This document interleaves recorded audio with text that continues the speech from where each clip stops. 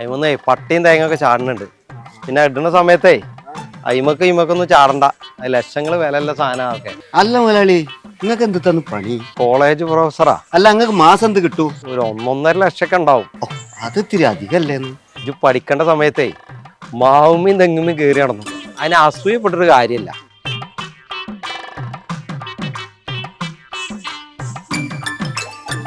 ഇന്നലെ ആ പുതിയ സ്ഥലം വാങ്ങിയില്ലേ, ആ വക്കീലിനെ വിളിച്ചിട്ടേ ആ ഫോൺ ചെയ്തിട്ട് അതിന്റെ ഡോക്യുമെന്റ് ഒക്കെ എത്തിക്കാൻ പറഞ്ഞ.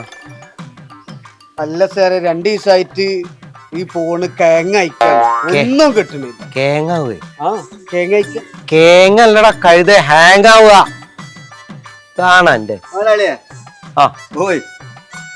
തേങ്ങ കിട്ടണം. തേങ്ങ കിട്ടു കഴിഞ്ഞു. അസർപ്പേ ഒരു 100 റുപ്യ കൊടുത്താ. എന്ത് 100 റുപ്യ? 300 റുപ്യ വേണം. 300 റുപ്യ? എന്തേ? ഒരു തെങ്ങുമ്മ കയറാന് 300 റുപ്യ? പിന്നെ എന്ത് ഹലാക്ക ചങ്ങായിയെ, നിങ്ങളൊക്കെ പഠിച്ചുകൊണ്ട് നടക്കുമ്പോ തെങ്ങുമ്പോ കയറാനും കൂടി പഠിക്കേണ്ടി വരും. നമ്മളെ പഠിക്കുന്നു, പൈസ അങ്ങോട്ട് എടുത്തോടാ. 300 കൊടുത്തുകൊണ്ട് സാറേ. അല്ല മുതലാളിയെ, ഒരു തെങ്ങുമ്മ കയറാന് അയാള് 300 റുപ്യ വാങ്ങി. നിങ്ങൾ എനിക്കൊരു മാസം 10,000 റുപ്യല്ലേ തരുന്നത്? എന്നപ്പോ ഇതൊക്കെ നല്ല വാസോറിന്റെ ഒപ്പം തേങ്ങ ഇടാൻ പോകല്ലേ?